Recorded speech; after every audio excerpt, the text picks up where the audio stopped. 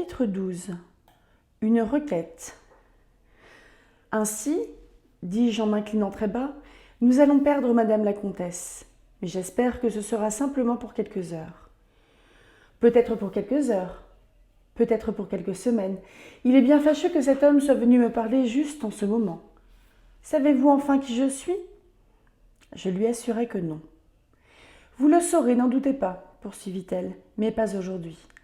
Nous sommes des amis plus intimes et de plus longue date que vous ne semblez le soupçonner. Je ne puis encore vous révéler mon identité, mais d'ici 3 semaines, je passerai par votre beau château au sujet duquel je me suis renseignée auprès de diverses personnes. Je me permettrai de rester 1 heure ou 2 en votre compagnie, afin de renouer les liens d'une amitié à laquelle je ne puis songer sans que 1000 souvenirs agréables me reviennent en mémoire. Pour l'instant, une nouvelle imprévue m'a frappée comme la foudre. Je dois partir sur le champ et faire un voyage de 100 000 environ, par une route détournée, en me hâtant le plus possible. Je suis en proie à de multiples perplexités. Seule la réserve dont j'ai fait preuve à votre égard au sujet de mon nom pourrait me dissuader de vous adresser une étrange requête. Ma pauvre enfant n'est pas en possession de toutes ses forces. Son cheval s'est abattu sous elle au cours d'une partie de chasse. Elle souffre encore des suites du choc nerveux qu'elle a subi, et notre médecin a déclaré formellement qu'elle devait à tout prix éviter la moindre fatigue pendant quelque temps. En conséquence, nous sommes venus ici à loisir, par petites étapes, à peine 6 lieues par jour. À présent, il me faut voyager jour et nuit pour accomplir une mission d'où peut résulter la vie ou la mort, mission dont je serai à même de vous expliquer l'importance et le danger lorsque nous nous retrouverons, comme je l'espère, dans quelques semaines, car alors, plus rien ne me contraindra à dissimuler.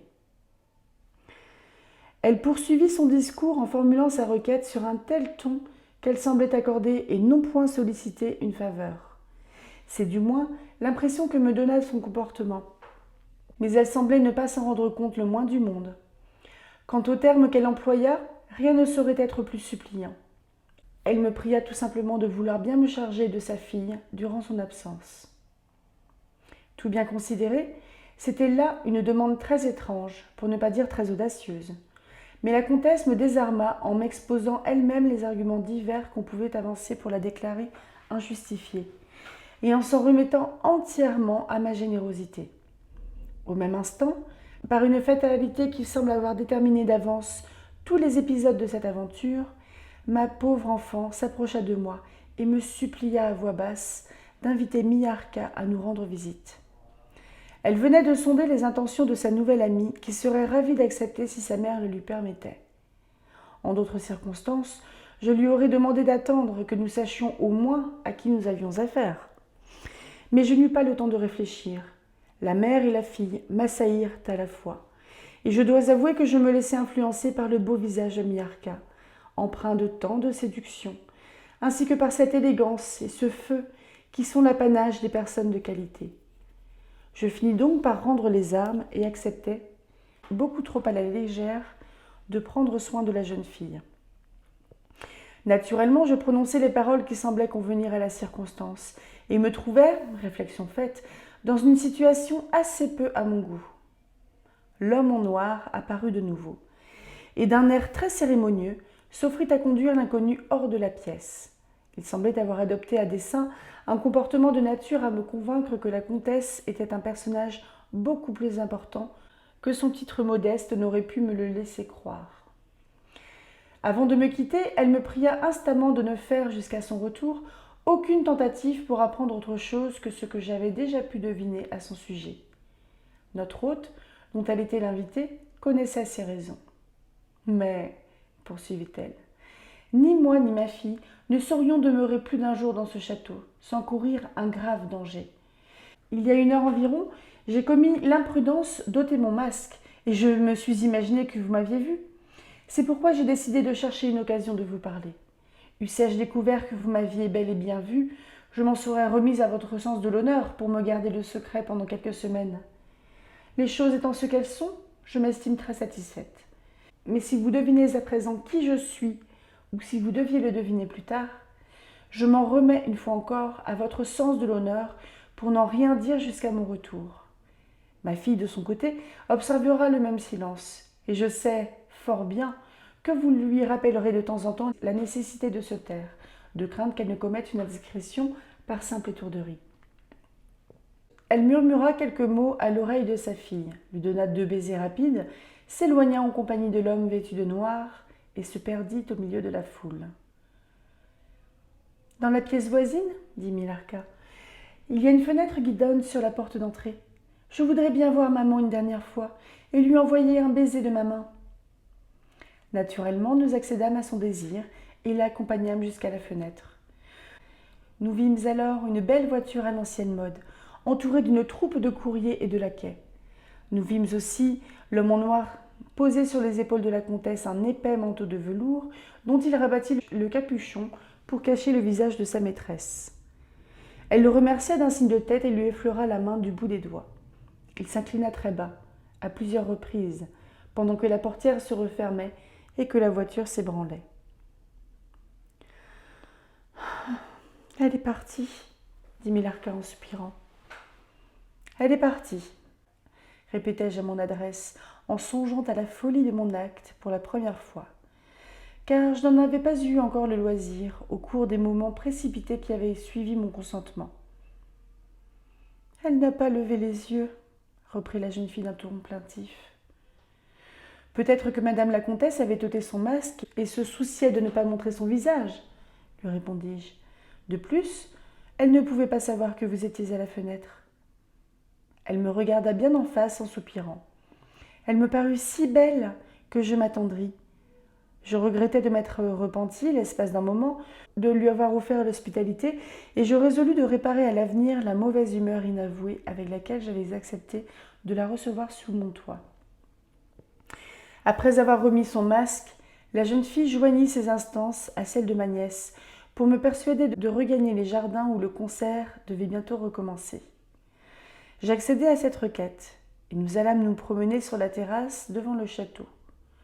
Nous fûmes vite en termes très intimes avec Milarca, qui nous divertit beaucoup par ses descriptions animées des nobles personnages que nous voyions autour de nous, et par des anecdotes piquantes à leur sujet. J'éprouvai une sympathie croissante à son égard. Ses commérages dénués de toute méchanceté étaient fort distrayants pour moi, qui avais perdu contact avec le grand monde depuis si longtemps. Je songeais qu'elle allait mettre beaucoup de vie dans nos soirées à la maison, souvent bien solitaires. Le bal ne prit fin qu'au moment où le soleil atteignait presque l'horizon. Ce fut le bon plaisir du grand-duc de danser jusqu'à cette heure-là, de sorte que ses loyaux sujets ne purent se retirer ou même songer à regagner leur lit. Nous venions de traverser un salon bondé de monde lorsque ma pupille me demanda ce qu'était devenu Milarca. J'avais cru qu'elle se trouvait à côté de ma chère enfant, et celle-ci s'était imaginée qu'elle se trouvait à côté de moi. En fait, nous l'avions perdue. Tous mes efforts pour la retrouver restèrent vains. Je craignis que dans son trouble, à se voir séparée de ses nouveaux amis, elle n'eût pris d'autres personnes pour nous et ne se fût égarée en essayant de les suivre dans l'immense parc. Alors je me rendis pleinement compte de la folie que j'avais commise en acceptant la garde d'une jeune fille dont je ne connaissais même pas le nom. Car, enchaînée par des promesses qui m'avaient été imposées pour des motifs entièrement ignorés de moi, je ne pouvais même pas préciser l'objet de mes demandes de renseignements, en disant que la disparue était la fille de la comtesse, qui venait de partir quelques heures auparavant. Le matin se leva. Je n'abandonnai mes recherches qu'au grand jour, et il me fallut attendre jusqu'au lendemain pour avoir des nouvelles de Milarca. Vers 2 heures de l'après-midi, un domestique vint frapper à la porte de la chambre de ma nièce. Il apprit à celle-ci qu'une jeune fille, en proie, semblait-il, à une grande détresse, l'avait priée instamment de lui indiquer où elle pourrait trouver le général baron Spilsdorf et sa fille, aux bons soins desquels sa mère l'avait confiée. Il n'était pas douteux, malgré l'inexactitude de ce titre de baron auquel je n'ai pas droit, que notre jeune amie avait reparu. Et en effet, c'était bien elle. Plutôt ciel que nous l'eussions perdue à jamais. Elle expliqua à ma nièce qu'elle n'avait pas réussi à nous rejoindre plus tôt pour la raison suivante. Très tard dans la nuit, désespérant de nous retrouver, elle était entrée dans la chambre de l'intendante et avait sombré aussitôt dans un sommeil profond, qui, malgré sa longue durée, avait à peine suffi à lui rendre ses forces après les fatigues du bal. Ce jour-là, Miarca rentra avec nous à la maison. Tout compte fait, j'étais trop heureux d'avoir procuré à ma nièce une si charmante compagne. Chapitre 13. Le bûcheron. Mais je ne tardai pas à constater certaines choses fort déplaisantes. En premier lieu, Miarca, se plaignant d'une extrême longueur, résultat de sa récente maladie, ne sortait jamais de sa chambre qu'assez tard dans l'après-midi. Ensuite, nous fîmes par hasard une troublante découverte.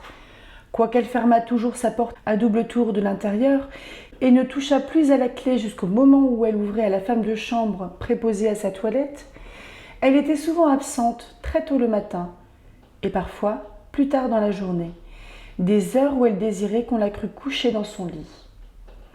À plusieurs reprises, on la vit depuis les fenêtres du château, dans la clarté grisâtre de l'aube, marcher parmi les arbres en direction de l'est, comme une personne en état de transe. Je crus alors qu'elle était somnambule, mais cette hypothèse ne résolvait pas le problème. Comment Miarca pouvait-elle quitter sa chambre en laissant la porte fermée à clé de l'intérieur? Comment pouvait-elle sortir de la maison sans ouvrir ni porte ni fenêtre? À ma perplexité s'ajouta bientôt une angoisse beaucoup plus vive. Ma pauvre enfant commença à perdre sa bonne mine et sa santé, de façon si mystérieuse et si horrible que je ressentis une véritable épouvante. Elle fut d'abord hantée par des rêves affreux, puis par un spectre qui avait tantôt l'apparence de Miarca, tantôt celle d'une bête aux formes indistinctes rôdant autour de son lit. Puis vinrent des sensations étranges. L'une d'elles, point désagréable, mais très particulière, ressemblait au flux d'un courant glacé contre sa poitrine. Par la suite, il lui sembla que deux longues aiguilles la transperçaient un peu au-dessus de la gorge, en lui causant une violente douleur. Quelques nuits plus tard, elle eut l'impression d'un étranglement progressif qui finissait par lui faire perdre conscience. J'avais pu distinguer nettement les dernières phrases que le général venait de prononcer, car à ce moment-là, nous roulions sur l'herbe rase qui a envahi les deux côtés de la route aux abords du village sans toit, d'où nulle fumée ne s'est élevée depuis un demi-siècle. Vous pouvez imaginer combien je fus stupéfaite d'entendre le vieux soldat décrire exactement les symptômes de mon mal en relatant ceux de la pauvre fille, qui, si elle avait survécu, aurait été à ce moment même en visite au château de mon père. Vous pouvez imaginer aussi combien je fus stupéfaite de l'entendre raconter en détail des habitudes et un comportement mystérieux qui étaient ceux-là même de notre belle invitée Carmilla. Une clairière s'ouvrit dans la forêt. Nous nous trouvâmes soudain au pied des pignons et des cheminées du village en ruine, que dominaient, au sommet d'une légère éminence, les tours et les créneaux d'un château démantelé, entouré d'un bouquet d'arbres gigantesques. Je descendis de la voiture, plongé dans un rêve d'épouvante, puis sans mot dire, car chacun de nous avait ample matière à réflexion, nous gravîmes la pente et nous trouvâmes bientôt en train d'errer parmi les vastes salles, les escaliers et les sombres corridors du château. Voici donc l'antique résidence des Karnstein, dit enfin le général, tandis que, par une grande fenêtre, il contemplait le village et la vaste étendue de la forêt. C'est ici que cette effroyable famille a rédigé ses chroniques sanglantes. Il est vraiment pénible que ces monstres continuent, après leur mort, à tourmenter la race humaine par leurs abominables appétits. Leur chapelle se trouve là-bas. Il montrait du doigt les murs gris d'une construction gothique bâtie à mi-pente, partiellement dissimulée dans le feuillage. Et j'entends la hache d'un bûcheron en train de travailler au milieu des arbres qui l'entourent, poursuivit-il. Peut-être pourra-t-il me donner le renseignement que je cherche et m'indiquer la tombe de Mircalla, comtesse de Karnstein. Ces paysans conservent les traditions locales des grandes familles dont les gens riches et titrés oublient l'histoire dès qu'elles sont éteintes. Nous avons au château un portrait de la comtesse Mircalla, dit mon père. Aimeriez-vous le voir? J'ai tout le temps, mon cher ami, car je crois avoir vu l'original. Et mon désir d'explorer la chapelle vers laquelle nous nous dirigeons présentement a été l'un des motifs qui m'ont amené à vous rendre visite plus tôt que je n'en avais eu d'abord l'occasion. Comment? Vous dites que vous avez vu la comtesse Mircalla? S'exclama mon père. Mais voyons, Il y a plus d'un siècle qu'elle est morte. Pas si morte que vous le croyez, d'après ce que l'on m'a raconté. J'avoue que vous m'intriguez au plus haut point, mon cher ami. Je vis mon père regarder une fois encore son interlocuteur avec cet air de doute que j'avais discerné dans ses yeux au début de notre voyage. Mais si le comportement du général exprimait parfois la colère ou la haine, il ne révélait pas le moindre déséquilibre mental. Au moment où nous franchissions la porte ogivale de l'église, car la bâtisse méritait bien ce nom par ses dimensions, le vieux soldat poursuivit en ces termes. « Désormais, un seul but peut retenir mon intérêt pendant les quelques années qui me restent à passer en ce monde. C'est d'exercer sur cette femme la vengeance dont un bras humain est encore capable, grâce à Dieu. » « Quel genre de vengeance vous proposez-vous d'accomplir ? Demanda mon père d'un ton surpris. « Je me propose de décapiter ce monstre !» s'exclama le général. Tandis qu'il disait ces mots, ses joues s'empourprèrent violemment. Il frappa du pied avec force, éveillant ainsi les lugubres échos de la chapelle en ruine, et levant en même temps sa main crispée qu'il agita férocement dans l'air, comme si elle eût étreint une hache. « Quoi ?» s'écria mon père, plus stupéfait que jamais. « Vous m'avez entendu. Je veux lui couper la tête ? Oui, parfaitement, avec une hache ou une bêche, ou tout autre instrument capable de trancher cette gorge scélérate. » Le général tremblait de fureur. Ayant pressé le pas de façon à nous précéder, il poursuivit. « Je vais tout vous dire, mon ami. Cette poutre servira de siège à votre fille, qui doit être lasse. Quand elle sera assise, j'achèverai mon affreuse histoire en quelques phrases. » Le bloc de bois équarri placé sur les dalles envahies par les herbes folles formait un banc sur lequel je fus très contente de m'installer. Pendant ce temps, le général héla le bûcheron qui était en train de couper les branches sur les vieux murs de la chapelle. Quelques instants plus tard, le vigoureux vieillard se tenait devant nous, sa hache à la main. Il ne put nous fournir aucun renseignement sur les tombes de Karnstein, mais il nous dit qu'un vieux forestier, logé présentement dans la maison du prêtre à 2000 de distance, serait à même de nous indiquer leur emplacement exact. Il s'offrit à aller le chercher moyennant quelque argent, et à nous le ramener en moins d'1 heure, si nous consentions à lui prêter un de nos chevaux. « Y a-t-il longtemps que vous travaillez dans cette forêt ?» lui demanda mon père. « J'abats des arbres ici depuis ma plus tendre enfance, » répondit-il dans son patois. « J'ai succédé à mon père, qui lui-même avait succédé à d'innombrables générations de bûcherons. Je pourrais vous montrer dans ce village en ruine la maison où tous mes ancêtres ont vécu. »« Pourquoi ce village a-t-il été abandonné ?» demanda le général. « Parce qu'il était hanté par des revenants, monsieur. Plusieurs ont été poursuivis jusque dans leur tombe, reconnus coupables de vampirisme et exterminés selon la coutume établie, c'est-à-dire qu'on les a décapités, transpercés d'un pieu et brûlés. Mais ils avaient eu le temps de tuer un grand nombre de villageois. D'ailleurs, après que l'on eut pris toutes ces mesures légales, que l'on eut ouvert plusieurs tombes et privé plusieurs vampires de leur vie empruntée, le village ne fut pas délivré pour autant. Mais un jour, un gentilhomme de Moravie, de passage à Karnstein, apprit l'état des choses, et étant expert en la matière, comme le sont beaucoup de ses compatriotes, offrit de débarrasser les villageois de leurs bourreaux. Voici comment il procéda. Un soir de pleine lune, il monta peu après le coucher du soleil au haut du clocher de cette chapelle, d'où il pouvait observer le cimetière au-dessous de lui. Il resta à son poste de guet jusqu'au moment où il vit le vampire sortir de sa tombe, poser à terre le linceul dans lequel on l'avait enseveli, et se diriger vers le village pour en tourmenter les habitants. Le gentilhomme descendit alors du clocher, s'empara du suaire et regagna son observateur. Quand le vampire revint et ne retrouva pas son linceul, il se mit à invectiver furieusement le morave qu'il avait aperçu au faîte du clocher, et qui en réponse lui fit signe de venir chercher son bien. Là-dessus, le vampire, ayant accepté cette invitation, commença à grimper. Mais dès qu'il fut arrivé au créneau, le gentilhomme lui fendit la tête d'un coup d'épée, puis le précipita dans le cimetière.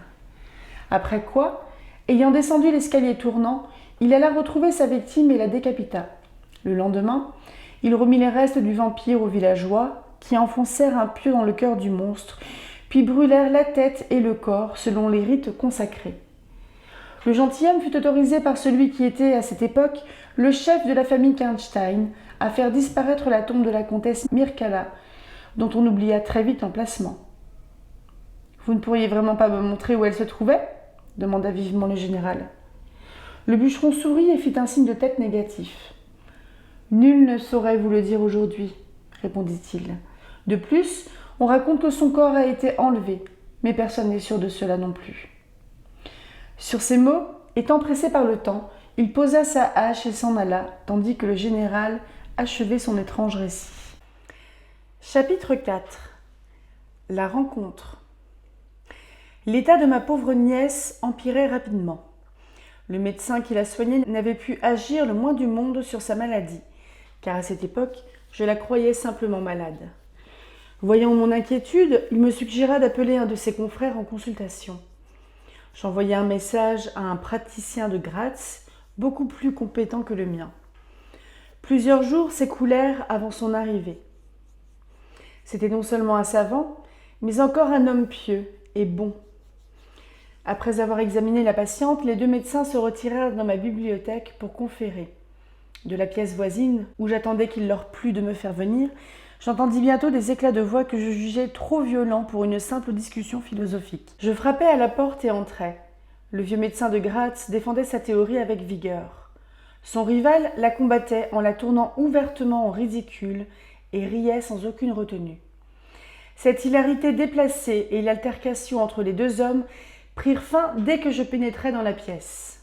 « Monsieur, » me dit mon praticien habituel, « mon savant confrère semble croire que vous avez besoin d'un sorcier et non d'un médecin. »« Veuillez m'excuser, » déclara l'autre d'un air mécontent, « mais j'exposerai à ma façon mon interprétation personnelle de cette affaire une autre fois. Je regrette profondément, général, que ma science et mon habileté professionnelle ne puissent vous être d'aucun secours.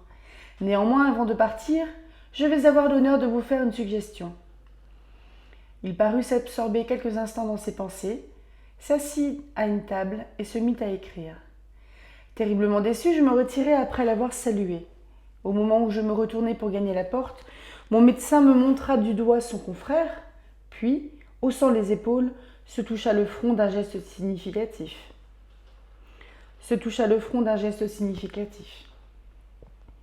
Cette consultation me laissait donc exactement au point où je me trouvais déjà. Presque fou de chagrin, j'allais me promener dans le parc où le médecin de Graz vint me retrouver un quart d'heure plus tard. Il me pria de l'excuser de m'avoir suivi et ajouta que, en toute conscience, il ne pouvait quitter le château sans m'avoir dit quelques mots de plus. Il m'affirma qu'il était absolument sûr de son diagnostic. Aucune maladie naturelle ne s'accompagnait de symptômes pareils, et la mort était proche. Il restait pourtant 1 ou 2 jours de vie. Si l'on parvenait à empêcher immédiatement la crise fatale, ma pupille pourrait peut-être retrouver ses forces au prix des plus grands soins. Mais à présent, on était à l'extrême limite de l'irrévocable. Une nouvelle attaque suffirait à éteindre la dernière étincelle de vitalité qui pouvait mourir d'un instant à l'autre. Et de quelle nature est l'attaque dont vous parlez ? Lui demandai-je d'un ton suppliant. J'ai tout relaté en détail dans cette lettre. Je la remets entre vos mains à la condition expresse que vous mendiez le prêtre le plus proche et que vous la lisiez seulement en sa présence. Sans cela, vous la dédaignerez. Alors qu'il s'agit de vie ou de mort. Mais si vous ne pouvez pas joindre un ecclésiastique quelconque, alors lisez la lettre tout seul. Avant de prendre congé, il me demanda si j'aimerais voir un homme étrangement versé en une matière qui m'intéresserait sans doute à l'extrême quand j'aurais lu sa lettre, et il me pressa vivement de l'inviter à me rendre visite. Là-dessus, il se retira. Le prêtre n'étant pas à son domicile, je pris connaissance de la lettre sans témoin. En d'autres temps, ou en d'autres circonstances, je l'aurais peut-être trouvée grotesque. Mais à quelle charlatanerie n'aurait-on pas recours lorsque la vie d'un être aimé est en jeu, et que tous les moyens habituels ont échoué ? Vous allez sans doute me dire que rien ne saurait être plus absurde que la lettre du savant médecin. Elle semblait assez monstrueuse pour justifier l'internement de son auteur dans un asile d'aliénés. Il affirmait que la patiente recevait les visites d'un vampire. Les piqûres qu'elle disait avoir ressenties à la naissance de la gorge étaient causées par les 2 longues dents, minces et aiguës, qui constituent une des particularités bien connues de ces monstres. Quant à la petite meurtrissure visible au même endroit, il ne pouvait y avoir le moindre doute à son sujet. Tous les experts s'accordaient pour reconnaître qu'elle était produite par les lèvres du démon. En outre, les divers symptômes décrits par la malade correspondaient exactement à ceux qui avaient été mentionnés dans des cas similaires. Comme je ne croyais absolument pas à l'existence des vampires, cette théorie de l'excellent médecin me parut fournir encore un exemple de savoir et d'intelligence bizarrement alliés avec une superstition ridicule. Mais dans mon désespoir, je résolus d'agir selon les instructions de la lettre, plutôt que de ne rien tenter. La nuit venue, je me dissimulai dans le cabinet de toilette obscur attenant à la chambre de la pauvre malade, où brûlait une bougie, et j'attendis que ma nièce fût plongée dans un profond sommeil. Conformément aux recommandations du médecin, mon épée se trouvait sur une table, à portée de ma main. Debout, derrière la porte, dont l'entrebâillement me permettrait d'observer la chambre, je fis le guet jusqu'à 1h du matin environ. Alors, je vis une forme noire, aux contours mal définis, gravir le pied du lit et s'étendre rapidement jusqu'à la gorge de ma pauvre fille, où elle s'enfla rapidement en un instant pour devenir une grosse masse palpitante. Je restai pétrifié sur place pendant quelques secondes. Ensuite, je me ruai dans la chambre, l'épée à la main. Le monstre noir se contracta soudain vers le pied du lit, puis glissa à terre. Et voilà que se dressa devant moi à 1 mètre du lit, fixant sur mon visage un regard empreint de terreur et de férocité, Miarca elle-même. En proie à des pensées incohérentes, je la frappai aussitôt de mon épée. Mais je la vis presque au même instant, debout près de la porte, sans une égratignure. Horrifiée, je me ruai sur elle et la frappai à nouveau. Elle avait disparu, et mon arme se brisa contre le panneau de bois.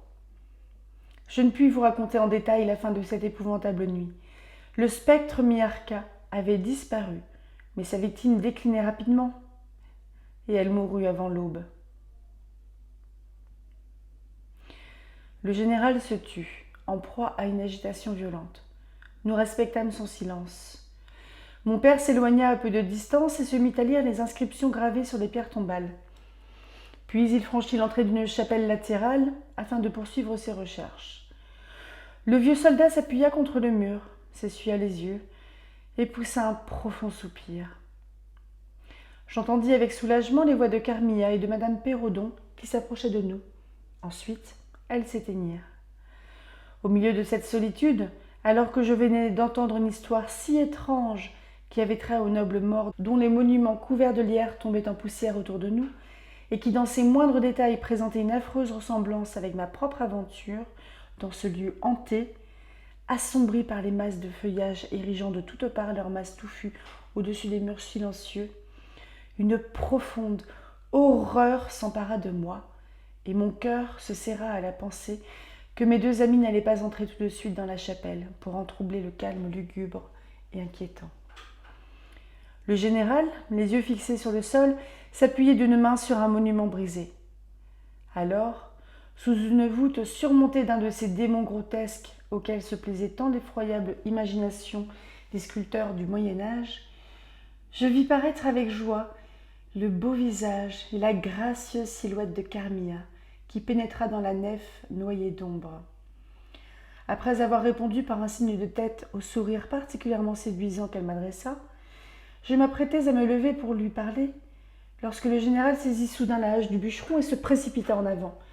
À sa vue, les traits de mon amie subirent une altération brutale et prirent une expression horrible, tandis qu'elle faisait un pas en arrière dans l'attitude d'un animal apeuré. Avant que j'eusse pu pousser un cri, le vieux soldat abattit son arme de toutes ses forces. Mais elle esquiva le coup et saisit dans sa main minuscule le poignet de son agresseur. L'espace d'un moment, il lutta pour se libérer, mais enfin, ses doigts s'ouvrirent, la hache tomba sur le sol et Carmilla disparut. Le général revint à pas chancelants s'appuyer contre le mur. Ses cheveux gris se hérissaient sur sa tête. Son visage, luisait de sueur, comme s'il eût été à l'agonie. Cette scène effroyable avait duré quelques secondes à peine. La seule chose dont je me souvienne ensuite est d'avoir vu devant moi Madame Perrodon, en train de répéter avec impatience « Où est mademoiselle Carmilla ?»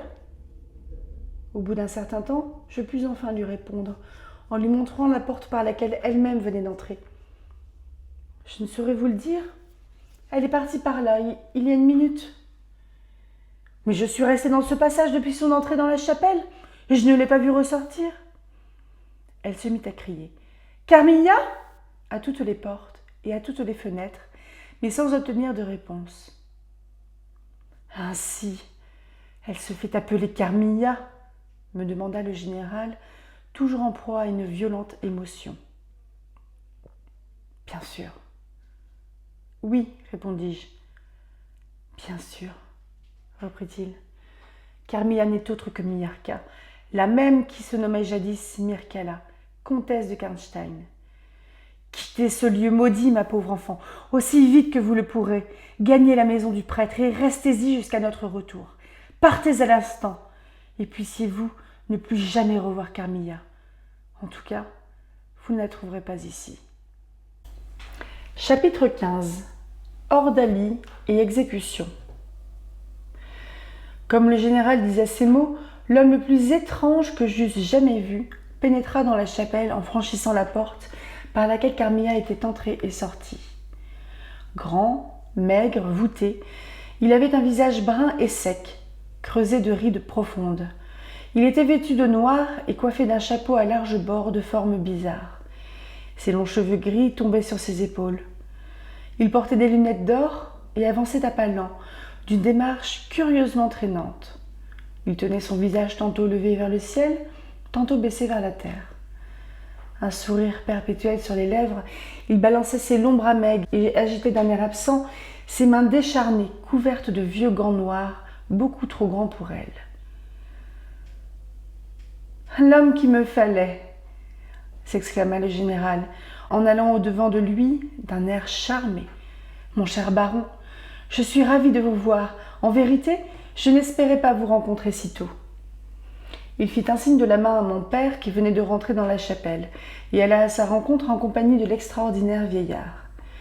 Les présentations une fois terminées, les trois hommes entamèrent une conversation très sérieuse. Le baron tira de sa poche un rouleau de papier qu'il étala sur la pierre usée d'un tombeau.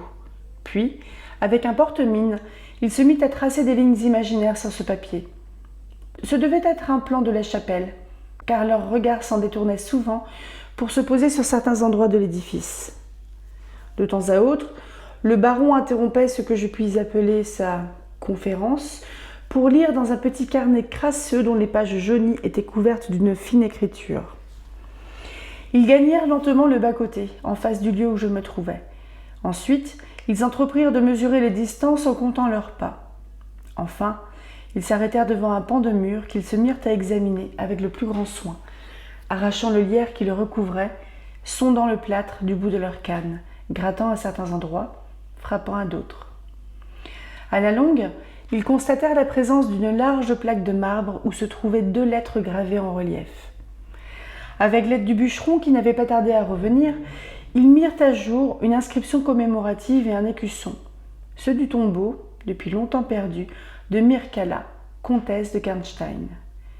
Le général, qui pourtant, je le crains, n'était guère enclin à prier, leva les yeux et les mains vers le ciel pendant quelques instants, en une silencieuse action de grâce.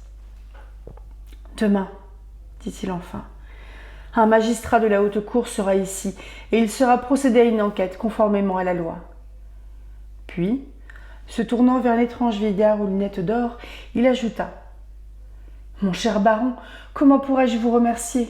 Comment pourrons-nous tous vous remercier? Grâce à vous, le pays va être délivré d'un fléau qui afflige ses habitants depuis plus d'1 siècle. Dieu merci, l'horrible ennemi est enfin dépisté. » Mon père entraîna alors les 2 hommes à l'écart. Je compris qu'il voulait les mettre hors de portée de mon ouïe pour pouvoir leur exposer mon cas, et je les vis me regarder fréquemment, tout en poursuivant leur entretien. Au terme de ce conciliabule, mon père vint me trouver, m'embrassa à plusieurs reprises, puis me fit sortir de la chapelle en disant « Il est temps de regagner le château.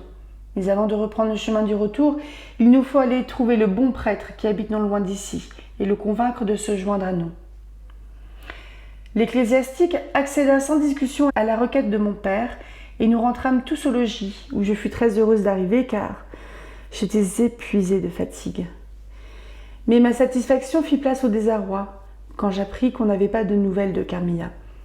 Personne ne s'offrit à m'expliquer l'effroyable scène qui avait eu lieu dans la chapelle en ruine et dont le souvenir était rendu plus horrible par la sinistre absence de mon ami. De toute évidence, il s'agissait d'un secret que mon père ne pouvait pas me révéler pour le moment. Cette nuit-là, on prit des dispositions extraordinaires pour mon coucher. 2 servantes et Madame Perrodon s'installèrent dans ma chambre pour éveiller jusqu'au jour, tandis que le prêtre et mon père faisaient bonne garde dans le cabinet de toilette. Au préalable, l'ecclésiastique avait accompli certains rites solennels dont je ne compris pas le sens. Tout de même, je ne compris pas la raison des précautions extraordinaires prises pour assurer ma sécurité pendant mon sommeil. Il me fallut attendre quelques jours pour que tout me fût révélé. Dans l'intervalle, mes souffrances nocturnes disparurent, en même temps que Carmilla. Vous avez sans doute entendu parler de la terrible superstition qui règne en Moravie, en Silésie, en Serbie, en Pologne et même en Styrie, à savoir la superstition du vampire. Si l'on accorde quelques valeurs aux témoignages humains portés avec tout le soin et la solennité voulue, au milieu d'un grand appareil judiciaire, par-devant d'innombrables commissions composées de plusieurs membres bien connus pour leur intégrité et leur intelligence, qui ont rédigé des procès-verbaux plus volumineux que tous ceux ayant trait à n'importe quel autre genre d'affaires, alors il est difficile de nier, ou même de mettre en doute, l'existence du vampirisme. Pour ma part, je ne connais aucune théorie permettant d'expliquer ce que j'ai moi-même éprouvé, à l'exception de celle qui nous est fournie par l'antique croyance du pays. Le lendemain de ce jour mémorable, l'enquête officielle eut lieu dans la chapelle du château de Karnstein. On ouvrit le tombeau de la comtesse Mircalla. Le général et mon père reconnurent tous deux leur belle et perfide invitée. Bien qu'il se fût écoulé 150 ans depuis son inhumation, son visage avait conservé les teintes chaudes de la vie et ses yeux étaient grands ouverts. Aucune odeur cadavérique ne s'exhalait de son cercueil. Les 2 médecins présents, l'un appointé par le gouvernement, l'autre par le promoteur de l'enquête, attestèrent ce fait prodigieux que l'on pouvait percevoir une faible respiration et de légers battements du cœur. Les membres étaient parfaitement flexibles. La chair avait gardé toute son élasticité. Au fond du cercueil de plomb, le corps baignait dans 7 ou 8 pouces de sang. Toutes les preuves du vampirisme se trouvaient donc réunies. En conséquence, on mit le corps debout, selon la coutume antique, et l'on enfonça un pieu aigu dans le cœur du vampire qui poussa alors un cri perçant, en tout point semblable à celui d'un être vivant prêt à rendre l'âme. Puis on trancha la tête, et un flot de sang ruissela du cou sectionné. Après quoi, on plaça le corps et la tête sur un bûcher. Les cendres furent dispersées dans l'eau de la rivière qui les emporta au loin, et depuis lors, le pays n'a jamais plus été infesté par les visites d'un vampire.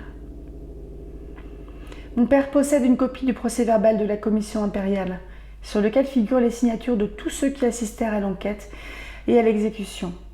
Ma relation de cette affreuse scène est un simple résumé de ce document officiel. Chapitre 16. Conclusion. Sans doute imaginez-vous que j'écris tout ceci de sang-froid. Or, il n'en est rien. Je ne puis y songer sans ressentir une profonde émotion. Seul votre vif désir, maintes fois exprimé, a pu me décider à entreprendre une tâche qui a ébranlé mes nerfs pour plusieurs mois à venir et fait revivre cette indicible horreur qui, pendant plusieurs années après ma délivrance, a continué de hanter mes jours et mes nuits et de me rendre la solitude affreusement insupportable. Permettez-moi à présent d'ajouter quelques mots au sujet de l'étrange baron Vordenberg, dont le curieux savoir nous permit de découvrir le tombeau de la comtesse Miarka. Il s'était établi à Graz, où il vivait d'un maigre revenu. Tout ce qui lui restait des biens princiers que possédait jadis sa famille en Haute-Styrie, et s'était consacré à de minutieuses recherches sur la tradition du vampirisme dont il existe tant de preuves étonnantes. Il avait à sa disposition tous les ouvrages, majeurs et mineurs, traitant de ce sujet. Magia Postuma, Phlégon de Mirabilibus, Augustinus de Curapro Mortuis, Philosophicae et Christianae Cogitationes de Vampiris, par Jean-Christophe Ehrenberg, et 1000 autres parmi lesquels je me rappelle uniquement un petit nombre de ceux qu'il prêta à mon père. Il possédait un volumineux digeste de toutes les affaires judiciaires où des vampires se trouvaient en cause, et il en avait extrait un système des principes qui semblent régir, soit de façon constante, soit de façon fortuite, la condition de ces monstres. À ce propos, je dois dire que la pâleur mortelle attribuée à ces revenants n'est qu'une fiction mélodramatique. Aussi bien dans la tombe que dans la société des êtres humains, ils offrent l'apparence de la vie et de la santé. Lorsqu'on les expose à la lumière du jour dans leur cercueil, ils présentent ces mêmes symptômes qui prouvèrent que la comtesse de Karnstein était bel et bien un vampire. Comment ils quittent leur tombe et y reviennent chaque jour pendant un certain nombre d'heures, sans déplacer la terre, ni laisser la moindre trace de désordre dans l'état de leur cercueil ou de leur sueur, c'est là un mystère que l'on a toujours tenu pour entièrement inexplicable. Le vampire entretient son existence amphibie grâce à un sommeil quotidien renouvelé dans sa tombe. Son horrible appétit de sang vivant lui fournit la vigueur qui lui est nécessaire à l'état de veille. Il est enclin à éprouver, à l'égard de certaines personnes, un attachement violent fort semblable à la passion amoureuse. Dans la poursuite de l'objet de son désir, il déploiera alors une ruse et une patience inépuisables, car il peut rencontrer 100 obstacles susceptibles de l'empêcher d'arriver à ses fins. Jamais il ne renoncera à sa poursuite jusqu'à ce qu'il ait assouvi sa passion et bu jusqu'à la dernière goutte le sang de la victime convoitée. Dans ces cas-là, il s'applique à faire durer son plaisir criminel avec tout le raffinement d'un gourmet, et il en rehaussera la force par une cour habile et progressive. Il semble alors aspirer à obtenir le consentement et à gagner la sympathie de sa proie, tandis que d'ordinaire il va droit au but, maîtrise sa victime par la violence, et souvent même l'étrangle et la draine de tout son sang en un seul festin. Dans certaines circonstances, il semble que le vampire soit soumis à des conditions particulières. Ainsi, Mircalla, selon toute apparence, était contrainte à porter un nom qui devait reproduire le sien propre, sous forme d'anagramme, sans y ajouter ni en retrancher une seule lettre. Mircalla devient donc Miarca, puis Carmilla. Le baron Wardenberg séjourna au château pendant 2 ou 3 semaines après l'exécution de Carmilla. Mon père en profita pour lui relater l'histoire du gentilhomme morave et du vampire du cimetière de Karnstein. Après quoi, il lui demanda comment il avait découvert l'emplacement exact du tombeau si longtemps caché de la comtesse de Karnstein. Les traits grotesques du baron se plissèrent en un sourire mystérieux, tandis qu'il tenait son regard fixé sur son vieil étui à lunettes qu'il ne cessait de tripoter en souriant. Puis, il leva les yeux et répondit « Je possède de nombreux documents de toutes sortes, rédigés par cet homme remarquable. Le plus curieux est celui qui relate sa visite à Karnstein. Naturellement, la tradition déforme toujours un peu les faits. Sans doute avait-il droit au titre de gentilhomme morave, car il était de naissance noble et avait établi sa résidence en Moravie. Mais en réalité, il avait vu le jour en Haute-Styrie. Je me contenterai de dire à son sujet que dans sa jeunesse, il avait passionnément aimé la belle Mircalla, comtesse de Karnstein, dont la mort prématurée le plongea dans une affliction inconsolable. Je dois mentionner avant de poursuivre qu'il est dans la nature des vampires de croître et multiplier, selon une loi sinistre dont l'existence ne fait aucun doute. Prenez un territoire parfaitement exempt de ce fléau. Comment le vampire y prend-il naissance et comment se multiplie-t-il ? Je vais vous l'apprendre. Un être plus ou moins corrompu met fin à ses jours. En certaines circonstances, se suicider devient un vampire. Ce spectre visite des vivants pendant leur sommeil, il meurt à leur tour. Et presque invariablement, une fois dans la tombe, il se métamorphose en vampire. Tel fut le cas de la belle comtesse Mircalla, qui avait été hantée par l'un de ces démons. Mon ancêtre, Wardenburg, dont je porte encore le titre, ne tarda pas à découvrir ce fait, et au cours des études auxquelles il se consacra par la suite, il en apprit bien davantage. Entre autres choses, il en vint à conclure que tôt ou tard, sa Mircalla bien-aimée serait soupçonnée de vampirisme, et il fut horrifié à l'idée que ses restes seraient profanés par une exécution posthume. Il a laissé un curieux écrit, où il prouve que le vampire, une fois expulsé de son existence amphibie, se trouve projeté dans une vie beaucoup plus affreuse. C'est pourquoi il résolut d'épargner ce destin à celle qui avait été son idole. À cet effet, il adopta le stratagème de ce voyage à Karnstein, où il feignit d'enlever la dépouille du Mircalla et se contenta de cacher l'emplacement de son tombeau. Sur la fin de sa vie, quand il contempla du haut de son grand âge les scènes qu'il allait laisser derrière lui, son acte lui apparut sous un jour tout différent, et il fut saisi d'horreur. Alors, il rédigea les notes et traça le plan qui m'ont guidé jusqu'à l'endroit exact où se trouvait le tombeau.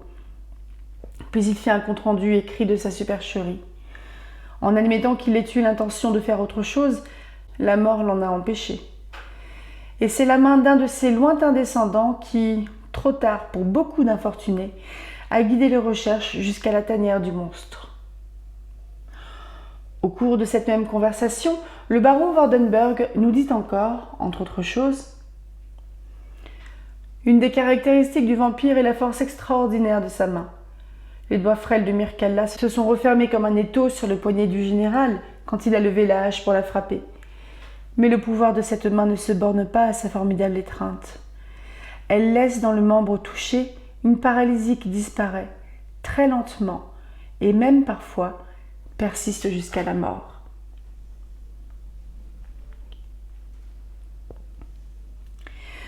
Au printemps suivant, mon père m'emmena faire un voyage en Italie qui dura plus d'1 an. La terreur engendrée par mon aventure garda pendant longtemps toute sa force dans mon esprit. Aujourd'hui encore, l'image de Carmilla me revient en mémoire sous des aspects divers mais estompés. Parfois, c'est la belle jeune fille enjouée et languide. Parfois, le démon très convulsé que je vis dans l'église en ruine. Et j'ai bien souvent tressailli au cours d'une de mes rêveries en croyant entendre le pas léger de Carmilla devant la porte du salon. Fin de Carmilla de Joseph Sheridan Le Fanu. Bonjour et bienvenue sur le 5e et dernier vlog lecture sur Carmilla de Joseph Sheridan Le Fanu. Je crois que je l'ai appelé John Sheridan Le Fanu tout du long. En fait, je trouve que ça sonne mieux. On continue à l'appeler John ? On s'en fout, non ? Bref, c'est fini. C'est vrai que c'est un livre qui est assez rapide à lire et que j'ai bien aimé, ma foi. Hein. Je ne connaissais pas du tout l'écriture de Joseph Sheridan Le Fanu et je ne connaissais pas l'histoire de Carmilla. Bon, les trucs qui me rassurent, c'est que même si ça parle un tout petit peu d'homosexualité féminine, elle n'est pas diabolisée comme quoi c'est affreux, c'est contre les enseignements de la Bible, etc. Après, c'est resté assez chaste, il me semble, quand même. Il y a peut-être eu quelques baisers échangés, etc. Mais pour moi, ça relevait quand même beaucoup de la fascination que Carmilla exerçait sur Laura. Et puis il y a le côté un peu hypnotique quand même du vampire aussi. Le truc que je trouve vachement intéressant par contre dans ce livre-là, c'est que l'auteur s'est vraiment inspiré des légendes vampiriques qui circulent dans les pays de l'Est, donc les pays d'origine du vampire et du mythe. Parce que il me semble qu'on l'avait aussi dans Bram Stoker, le fait qu'il trimballait des cercueils et de la terre. Donc là, on va dire, on est sur les vampires les plus proches du mythe pour moi. Ça me donne envie de lire pour de vrai Bram Stoker. Parce que c'est vrai que, je sais pas, en livre audio, j'en ai pas un souvenir fou. Mais je pense que le format livre audio, c'est pas forcément un format qui va être très bon pour moi dans tous les livres.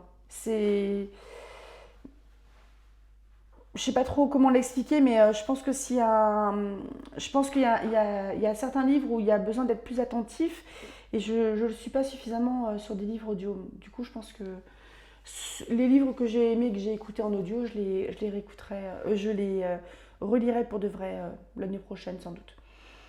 Mais c'est intéressant, j'ai trouvé ça vachement intéressant. Bon, je suis presque déçue en fait qu'elle se soit fait tuer, Carmilla, parce que oui, bon, c'est un prédateur qui vivait depuis 150 ans, qui a dû tuer toute une tripotée de gens, qui allait sans doute tuer aussi Laura. Mais j'aime bien les monstres. Bon, pas les fréquenter pour de vrai si les monstres existaient, évidemment, parce que si on laissait vivant des créatures monstrueuses qui sont au-dessus de nous au niveau de la chaîne alimentaire, c'est pas terrible. Je pense que c'est des choses qu'il faut gérer. Je parle de monstres, hein, je parle pas d'animaux là. Et, mais bon, je suis quand même déçue. Parce que j'aurais bien aimé. Enfin, j'aurais aimé qu'il n'y ait pas forcément un happy end pour Carmilla, mais que. On a déjà un happy end pour Laura, ce qui est très bien. Je trouvais que Vanderbourg, j'arrive pas à le dire, le descendant en fait du mec qui a planqué le tombeau de Mircalla, c'était son nom à l'époque, il avait un petit peu des vibes de Van Helsing, mais Van Helsing c'était également. Donc Van Helsing c'est un personnage du Dracula de Bram Stoker, c'est un médecin qui a aussi des connaissances, on va dire, ésotériques, je ne sais pas comment les expliquer. Enfin, des connaissances autour des vampires, de comment les reconnaître et comment les éliminer. Parce qu'évidemment, il vaut mieux éliminer des vampires et pas profaner des tombes, parce que c'est pas très bien de profaner des tombes non plus. Mais bref, j'ai bien aimé, franchement. Je pense que je suis pas sûre que ça va rester dans la mémoire, parce que je suis pas sur un bof non plus, hein. Mais j'ai bien aimé, mais je suis pas sûre que je vais. Ça a pas eu un impact fou. J'ai trouvé que sur les premiers chapitres, ça me happait plus et un peu moins sur la fin. Mais c'est peut-être parce que je les ai. Enfin, j'ai pas lu là pendant une quinzaine de jours, peut-être parce que j'avais de l'avance. Du coup, il y a sans doute des choses que j'avais un peu oubliées. Je sais pas. N'hésitez pas à me dire votre ressenti au niveau du livre. Moi, j'ai l'impression que ça commençait fort, que j'étais accrochée et que l'enthousiasme et l'intérêt décroissaient un petit peu en fait au fur et à mesure. Mais ça reste une lecture qui est très agréable. Je trouve qu'au niveau de la langue, c'est pas compliqué à lire. Après, bon, là, comme je vous ai dit, moi, je suis pas vraiment amatrice enfin, en tout cas, j'étais pas vraiment amatrice de livres classiques. Je m'y suis mise cette année, crise de la quarantaine littéraire, et en fait j'ai fait de très belles découvertes, donc je suis en train de complètement changer de mon opinion ou mes a priori sur les livres classiques. Et c'est vrai que j'ai lu plus compliqué en fait. Et ce qui fait que j'ai bien aimé, peut-être que je lirai d'autres romans ou d'autres nouvelles de Joseph Sheridan Le Fanu et pas John, même si je préférais l'appeler John. John Sheridan Le Fanu. Vous voyez, il y a les N qui se répètent là. Joseph, c'est pas bon comme prénom. Enfin bref, je pense que j'ai fait le tour. Je trouve qu'il y a quand même pas mal de matière. Il y a de la matière, quoi. Il se passe pas rien. Mais il y a le côté style indirect libre qui est pas trop proéminent parce que pour ceux qui écoutent Manon Lescaut, il n'y a quasiment pas de dialogue, c'est que des paroles qui sont rapportées. C'est un peu longué du coup. Et là, par contre, on a quand même pas mal de dialogues, mais on a aussi pas mal de discours indirects libres avec des paroles rapportées. Et je trouve qu'en fait, c'est chiant, le discours indirect libre. Euh, mais enfin, c'est un truc que je pratiquerai pas vraiment, je pense.